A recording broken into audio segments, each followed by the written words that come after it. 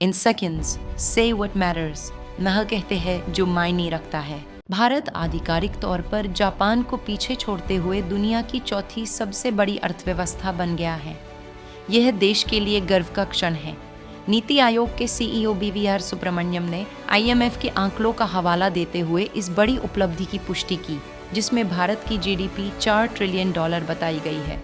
पिछले साल तक भारत 5वें स्थान पर था और आज केवल संयुक्त राज्य अमेरिका, चीन और जर्मनी ही उससे आगे हैं। सुब्रमण्यम कहते हैं कि अगर हम सही रास्ते पर चलते रहे तो भारत अगले 2.5 से 3 साल में तीसरी सबसे बड़ी अर्थव्यवस्था बन सकता है। अंतर्राष्ट्रीय मुद्रा कोष ने यह भी खुलासा किया कि पिछले दशक में भारत की प्रति व्यक्ति आय दोगुनी हो गई है, 2014 में $1,438 से 2025 में $2,880 तक।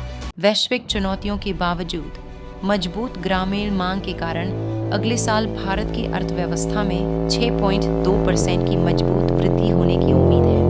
महज एक दशक पहले तथाकथित नाजुक 5 का हिस्सा होने से लेकर अब वैश्विक विकास में अग्रणी भूमिका निभाने तक भारत का परिवर्तन उल्लेखनीय है।